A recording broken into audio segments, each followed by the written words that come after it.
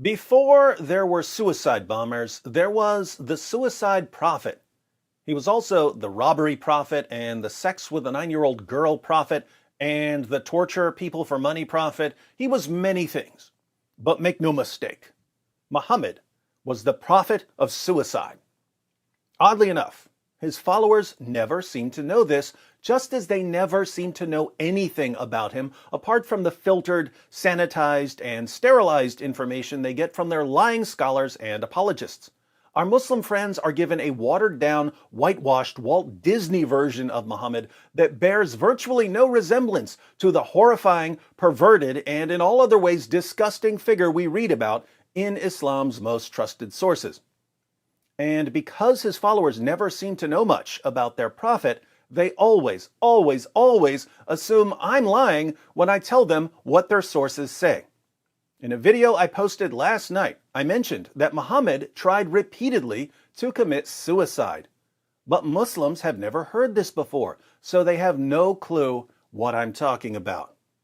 What reference do you have regarding Muhammad, peace be upon him, wanted to commit suicide?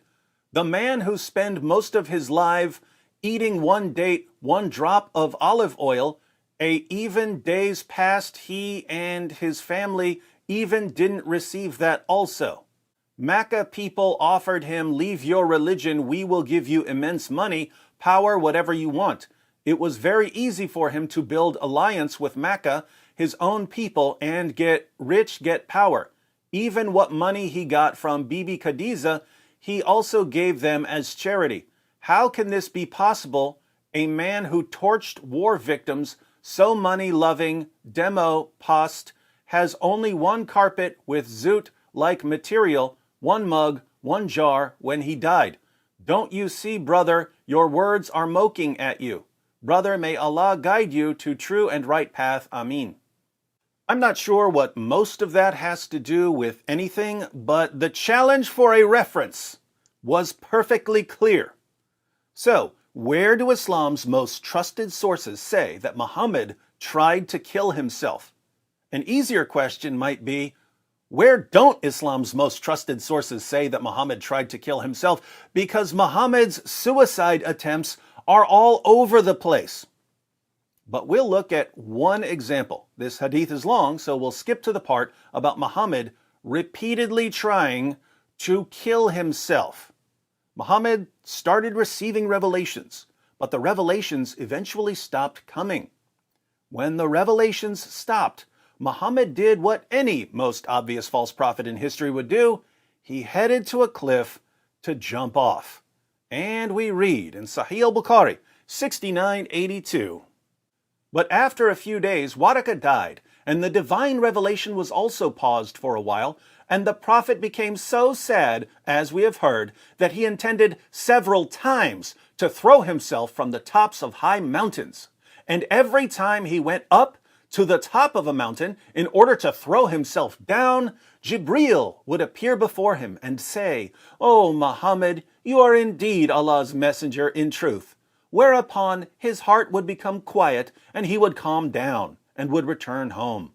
And whenever the period of the coming of the revelation used to become long, he would do as before. But when he used to reach the top of a mountain, Jibreel would appear before him and say to him what he had said before. Notice a few things from this passage. The first time the revelations stopped, he intended several times to throw himself from the tops of high mountains. He didn't head for the mountains just once, he headed for them repeatedly. But every time he went up to the top of a mountain in order to throw himself down, Jibreel would appear before him and say, "O Muhammad, you are indeed Allah's messenger in truth." So the angel Gabriel had Muhammad on suicide watch. He had to talk Muhammad away from the edge of the cliff over and over and over. And there were other times when Muhammad would stop getting revelations for a while. What would Muhammad do? And whenever the period of the coming of the revelation used to become long, he would do as before. But when he used to reach the top of a mountain, Jibreel would appear before him and say to him what he had said before. So, Every time Gabriel stops bringing revelations to Muhammad, Muhammad climbs a mountain in order to kill himself. And Gabriel has to rush to the mountain to calm Muhammad down. Do you know what this sounds like? It sounds like one of those ex-boyfriends who calls up his ex-girlfriend and says, "If you don't come back to me, I'm going to kill myself. I can't live without you. You get over here right now or I'll blow my brains out. I'll do it, I swear." That's exactly what Muhammad sounds like. "Gabriel, if you keep ignoring me, I'm going to go jump off that cliff. I'll do it, I swear." How mentally stable is this man? Muslims, of all the prophets in all of history, you're going with the guy who headed to the nearest cliff whenever he didn't get his way? This is the guy you trust to tell you everything you need to know about the creator of the universe? This man belonged in a mental hospital. And there's more. Because Muhammad wasn't just suicidal when that demon masquerading as the angel Gabriel didn't call or text him for a few days. He was suicidal before he started receiving revelations, and he was suicidal when he started receiving revelations because he thought he was demon-possessed. So, before he was getting revelations, he was suicidal. When he was getting revelations, he was suicidal. When he stopped getting revelations, he was suicidal. You can say I'm making this up too, but think about it. How many times have you Muslims accused me of making stuff up, and it turned out that I was actually making stuff up? So before you accuse me of lying, how about watching my video, Muhammad, the Suicidal Messenger?